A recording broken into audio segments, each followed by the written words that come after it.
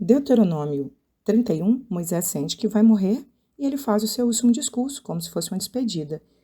Moisés morre com 120 anos e a vida dele é fantástica. Segundo Atos, capítulo 7, a vida de Moisés ela foi dividida por 3 fases de 40. 40, 40 e 40. Ele morre com 120 anos. 40 anos, primeiro, ele cresce intelectualmente. Ele aprende a ciência do Egito. Quando a gente percebe Moisés falando da geografia do deserto, no livro de Números, de cada pedaço, de cada rota, vocês imaginam o conhecimento geográfico que esse homem tinha, histórico, linguístico? Então, Moisés foi aquela pessoa que Deus escolheu para liderar esse povo, mas ele precisava ter o conhecimento. 2, a fase 2, ele precisa crescer espiritualmente. Ele vai para o deserto para conhecer Deus, para crescer espiritualmente. E a terceira fase, ele torna-se o pastor desse povo. Então, que esta seja a nossa lição. Hoje a gente vive uma guerra intelectual. O marxismo cultural é uma guerra cultural, intelectual, filosófica. As pessoas estão sendo destruídas hoje não por armas, como eram as outras ditaduras. As pessoas estão sendo destruídas hoje por uma guerra cultural. Não é? Essas ideologias, mesmo não sendo ciência, as pessoas estão se rendendo a elas, mesmo sendo só apenas estudo de ideias, as pessoas estão se rendendo e até submetendo seus filhos, como o caso desses hospitais fazendo cirurgia de transição de gênero em crianças de 4 anos de idade. Então é isso, Deus precisa levantar nessa geração homens e mulheres que tenham esse desejo de crescer espiritualmente, mas que também tenha o conhecimento. Ele diz para o povo, sejam fortes, corajosos, entrem na terra, chama Moisés, coloca Moisés diante do povo e diz, olha, esse é o líder de vocês, a partir de hoje ele vai comandar vocês e seja forte, Josué, seja corajoso, Deus vai estar com você. Ele pega aquela lei, coloca na mão dos sacerdotes e diz, olha, vocês vão a cada 7 anos na festa do tabernáculo, eu quero que vocês leiam, Deus quer que vocês leiam a lei para o povo. Para quê? Olha o verso 13 do 31. Para que seus filhos que não a souberem, ouçam e aprendam a temer o Senhor. Ou seja, repassem para os filhos. Então, eles não tinham uma Bíblia física como nós temos hoje, eles não tinham um livro escrito. Então, essa leitura ela era feita pelos sacerdotes e as pessoas apenas ouviam. Então, era uma lei transmitida oralmente, né, para aquela geração, para as futuras gerações. Deuteronômio 32 é um capítulo fantástico. A ciência diz que tudo aquilo que a gente quer decorar, se houver uma melodia, uma música, a gente decora com mais facilidade. Exemplo, o número de telefone, de uma propaganda, né, do gás e tal. Quando a gente tem o telefone em uma musiquinha, a gente decora com mais facilidade. Antes da ciência testar isso, o próprio Deus já sabia disso. Então ele disse, Moisés, escreve o que eu vou te dar agora e faz disso uma música. Eu quero que todo o povo aprenda essa melodia. Eu quero que todo o povo decore o que eu vou dizer para o povo através da melodia. Ou seja, quem ia esquecer? Depois de gravar uma música, depois de cantar essa música, o povo nunca mais esqueceria. E a letra era isso. Era Deus contando de uma forma resumida todo o seu relacionamento com Israel, a forma como ele escolheu, tirou da terra do Egito, ele compara-se com uma águia que tira os seus filhotes do ninho, leva para o deserto para ter um relacionamento com eles, como que esse povo vira as costas, como que esse povo depois vive consequências dos seus próprios pecados. E a letra desse louvor é uma letra que faz com que o povo saiba quem é Deus, saiba da justiça de Deus e saiba que esse Deus é único. Ele termina dizendo, eu sou único, não há outro além de mim. Ou seja, eu sou o único Deus, o Criador é único.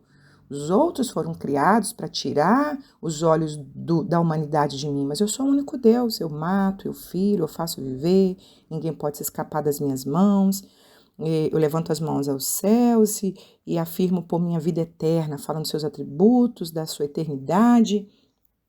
E por que Deus queria que todo judeu soubesse essa canção? Para que ninguém um dia dissesse, Deus foi cruel, Deus foi covarde, ele nos tirou de uma terra e levou a gente para o deserto e fez isso. Não, ninguém um dia poderia fazer um juízo falso sobre Deus.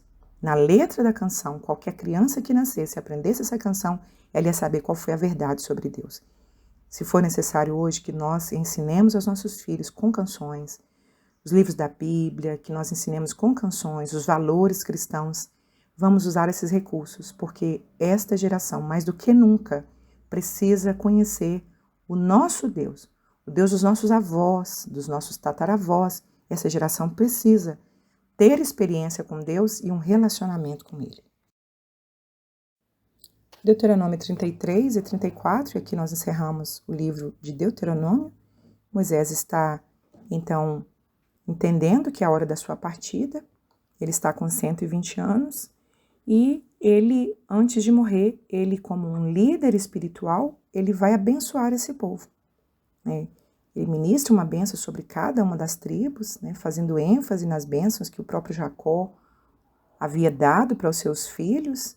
E ele ministra essa bênção como se fosse uma bênção ministrada com autoridade do que ele estava sendo usado por Deus para liberar sobre aquele povo, sobre cada uma daquelas tribos.